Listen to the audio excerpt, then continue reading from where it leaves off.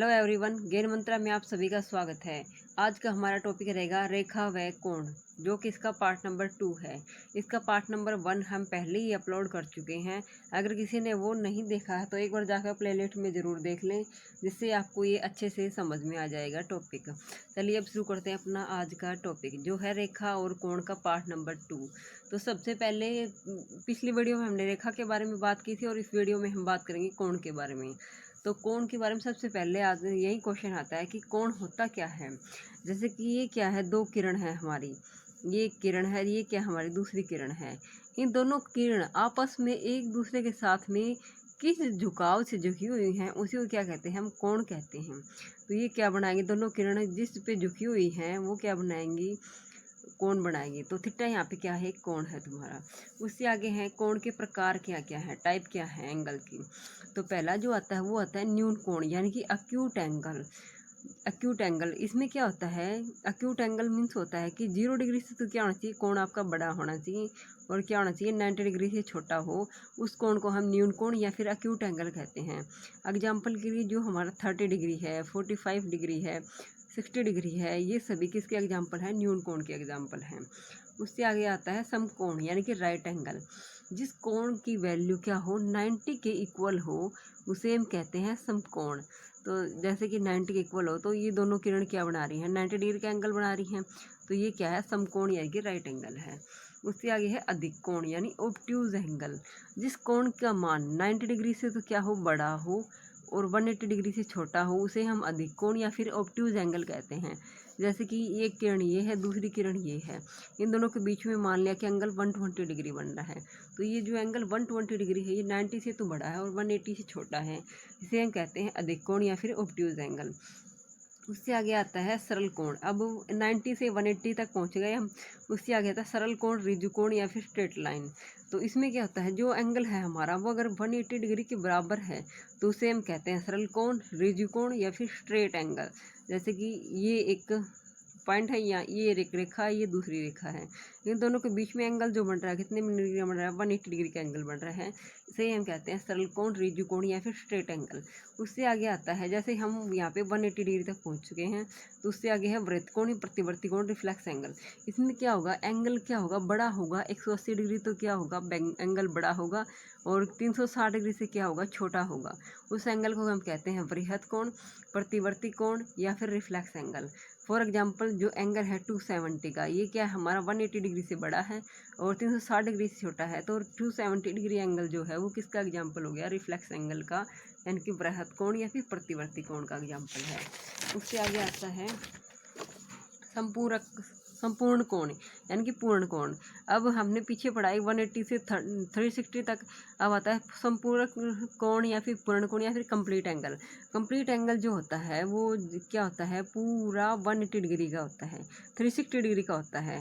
तो ये क्या होगा हमारा, जो संपूर्ण कोण या पूर्ण कोण का मतलब है कि थीटा बराबर कितना हो, 360 डिग्री हो, उसे हम संपूर्ण कोण कहते हैं। उससे आगे आते हैं पूरक या फिर अनुपूरक या फिर कोटिपूरक कोण, यानी कि कंप्लीमेंट्री एंगल क्या होते हैं। जिन दो एंगल का सम कितना हो, जिन दो एंगल का सम कितना हो, 90 डिग्री हो, उन दोनों एंगल को हम आपस में क्या कहेंगे, ये आपस में एक दूसरे के क्या हैं, एक दूसरे के पूरक कोण हैं, एक दूसरे के पूरक कोण हैं, आपस में एक दूसरे क्या है, पूरक कोण हैं। अब पूछ लिया जाए कि 30 डिग्री का पूरक कोण क्या होगा, 30 डिग्री का पूरक कोण क्या होगा। तो 30 डिग्री का पूरक कोण क्या होगा, तो इसे क्या करेंगे, 90 में से क्या घटा देंगे, 30 को घटा देंगे, तो हमारा क्या बचेगा, 60 डिग्री। तो 60 डिग्री क्या होगा, 30 डिग्री का पूरक कोण होगा। उससे आगे आते हैं कि क्या दो न्यून कोण हैं। अब तीन बातें हैं कि क्या दो न्यून कोण हैं, जो दो न्यून कोण हैं पूरक कोण बना सकते हैं, पूरक कोण बना सकते हैं। उससे आगे है कि दूसरा है, क्या दो समकोण पूरक कोण बना सकते हैं, क्या दो समकोण पूरक कोण बना सकते हैं। और थर्ड है कि क्या दो अधिक कोण पूरक कोण बना सकते हैं, ये पूछा है। तो पहले वाले का आंसर होगा क्या दो न्यून कोण पूरक कोण बना सकते हैं। अब दो न्यून कोण ले लिया हमने, न्यून कोण का मतलब हो गया कि 0 डिग्री से तो बड़ा और 90 डिग्री से क्या हो छोटा हो। दो ले लिए हमने एंगल, जैसे 60 डिग्री ले लिया और 30 डिग्री ले लिया, दोनों क्या है न्यून कोण है। तो अब दोनों न्यून कोण देखो, 30 प्लस में 60 किसके बराबर आ गया 90 के। तो दो न्यून कोणों ने क्या बना दिया, हमें पूरक कोण बना दिया। तो इसका मतलब क्या बना सकते हैं, यस बना सकते हैं। इसका आंसर होगा यस। उससे आगे है कि क्या दो समकोण पूरक कोण बना सकते हैं। तो समकोण ले लिए दो, जैसे कि एक समकोण हो गया 90 डिग्री, दूसरा समकोण हो गया 180 डिग्री। कितनी वैल्यू आ गई 180 आ गई। लेकिन हमें वैल्यू कितनी चाहिए पूरक कोण के अंदर, दोनों का सम कितना चाहिए 90 चाहिए। तो ये आ गया 180। तो ये क्या दो समकोण क्या नहीं बना सकते, पूरक कोण नहीं बना सकते। उससे आ गया क्या दो अधिक कोण पूरक कोण बना सकते हैं। अधिक कोण का मतलब हो गया 90 डिग्री से बड़ा और 180 छोटा। तो हमने ले लिया दो अधिक कोण ले लिए ये, तो 120 डिग्री और 150 डिग्री। अगर इन दोनों को जोड़े तो हमारे पास में एंगल आ रहा है 270 डिग्री।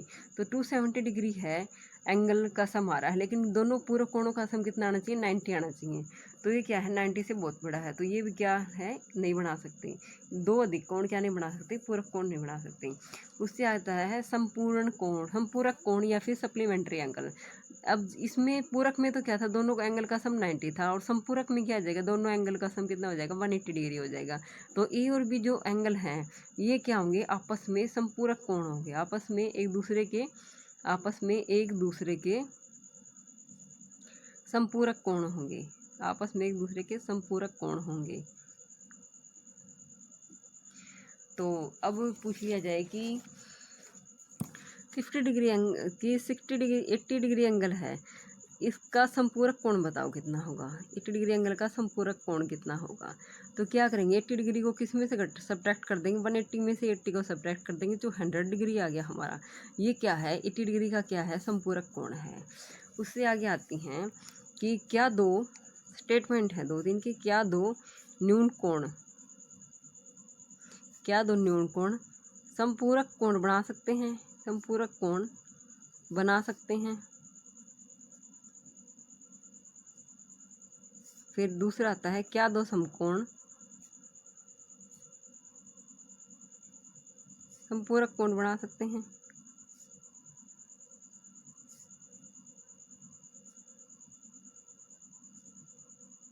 फिर थर्ड आता है क्या दो अधिक कोण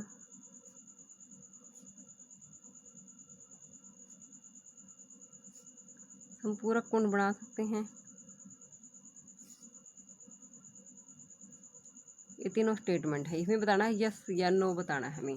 तो पहले वाला देखो, क्या दो न्यून कोण संपूरक कोण बना सकते हैं। दो न्यून कोण ले लिए हमने, जैसे एक तो ले लिया 30 डिग्री ले लिया और एक क्या ले लिया 70 डिग्री ले लिया। दोनों क्या है न्यून कोण है। तो संपूरक कोण में दोनों का सम कितना होना चाहिए 180 डिग्री होना चाहिए। लेकिन 30 डिग्री और 70 डिग्री को जोड़े तो कितना आ रहा है हमारा 100 डिग्री आ रहा है, जो क्या आ रहा है 180 डिग्री नहीं आ रहा। तो इसका मतलब क्या है दो न्यून कोण जो है संपूरक कोण नहीं बना सकते। इसका आंसर हो जाएगा नो। उससे आगे है कि क्या दोनों समकोण संपूरक कोण बना सकते हैं। दो समकोण में आ जाएगा, जैसे कि दो समकोण ले लिया हमने, एक 90 डिग्री समकोण ले लिया, दूसरा भी 90 डिग्री ले लिया। तो इन दोनों का सम करें तो कितना आ रहा है 180 डिग्री आ रहा है। और संपूरक कोण में भी क्या आता है, दोनों एंगल का सम कितना चाहिए 180 डिग्री होना चाहिए। तो इसलिए इसका आंसर होगा यस, दो समकोण जो हो संपूरक कोण बना सकते हैं। उससे आगे क्या दो अधिक कोण संपूरक कोण बना सकते हैं। जैसे अधिक कोण ले लिया, एक 120 डिग्री ले लिया, एक 140 डिग्री ले लिया। इन दोनों का सम करें तो आ रहा है हमारे पास में 260 डिग्री, जो 180 नहीं आ रहा। तो इसका मतलब क्या है द अधिक कोण भी संपूरक कोण नहीं बना सकते। उससे आगे आता है कि एडजेसेंट एंगल यानी कि आसन कोण किसे कहते हैं। तो आसन कोण होने के लिए कुछ कंडीशन है। पहली तो ये है कि आसन कोण उन्हें कहेंगे जिनकी क्या हो, एक उभयनिष्ठ शीर्ष हो, उभयनिष्ठ, दूसरा उभयनिष्ठ भुजा होनी चाहिए उनके बीच में, तीसरा जो हो उभयनिष्ठ बिंदु ना हो। इसका एग्जाम्पल की जैसे देखते हैं हम, ये हमने एंगल 1 ले लिया, ये हमने एंगल 2 ले लिया। अब देखो इन दोनों का शीर्ष क्या है, ये ओ पॉइंट ही है, दोनों का शीर्ष क्या है ओ पॉइंट ही है। पहली बात प्रूफ होगी। दूसरी क्या है उभयनिष्ठ भुजा हो, दोनों के अंदर क्या है, ये वाली जो भुजा है वो क्या है उभयनिष्ठ भुजा है, दोनों के अंदर है ये। तीसरा क्या है कि उभयनिष्ठ बिंदु ना हो, यानी कि दोनों के अंदर कॉमन पॉइंट नहीं होना चाहिए। अब देखो हमने यहाँ पे एक पॉइंट ले लिया, तो यहाँ पे जो पॉइंट है ये सिर्फ एंगल ए के अंदर ही आ रहा है, और यहाँ पे अगर कोई पॉइंट ले तो ये किसके अंदर आ रहा है, एंगल 2 के अंदर ही पॉइंट आ रहा है। तो इस पूरे एरिया में कोई भी ऐसा पॉइंट नहीं है जो एंगल 1 के अंदर भी आ रहा हो और एंगल 2 के अंदर भी आ रहा हो। तो इसका मतलब क्या है, ये दोनों उभयनिष्ठ बिंदु नहीं हैं। उससे आगे कि ये दोनों किसके एग्जाम्पल हो गए, हमारे आसन कोण के एग्जाम्पल हो गए। अब जैसे और एग्जाम्पल देखते हैं, जैसे हमने ये 1 ले लिया और ये क्या ले लिया, हमने 2 ले लिया। तो ये बताओ दोनों क्या ये एडजेसेंट एंगल यानी आसन कोण है या नहीं। तो इसका आंसर भी क्या है, ये दोनों आसन कोण नहीं है, क्योंकि क्या है इनकी भुजा तो दोनों की क्या है, एक सेम है, लेकिन दोनों के अंदर जो पहली कंडीशन है कि वो बेनेट शीर्ष होना चाहिए। तो इसका शीर्ष तो क्या है, ये है, और इसका शीर्ष क्या है, ये वाला पॉइंट है। तो दोनों का शीर्ष क्या है, अलग अलग है, दोनों का बेनेट शीर्ष नहीं है। इसका मतलब क्या है, दोनों आसन कोण भी नहीं है। उससे आगे आता है जैसे कि ये हमने एंगल 1 ले लिया और ये हमने क्या ले लिया, एंगल 2 ले लिया। तो एंगल 1 ले लिया और ये ले लिया हमने एंगल 2। तो इसके अंदर देखो ये पूरा एंगल 1 है और ये पूरा जो है ये क्या है, एंगल 2 है। तो इन दोनों के अंदर क्या ले लिया, जैसे हमने ये पॉइंट ले लिया, ये इस एंगल 1 वाले के अंदर भी आ रहा है, ये पूरा एंगल जो है एंगल 2 उसके अंदर भी आ रहा है। तो दोनों के अंदर क्या आ गया कि उभयनिष्ठ बिंदु आ गया। लेकिन ये कह रहा था कि उभयनिष्ठ बिंदु ना हो उसे हम क्या कहेंगे, एडजेसेंट एंगल कहेंगे। तो इसका मतलब ये भी क्या है, एक आसन कोण नहीं है। उससे आगे आता है कि लीनियर पेयर एंगल या फिर रैखिक युग्म कोण किसे कहते हैं।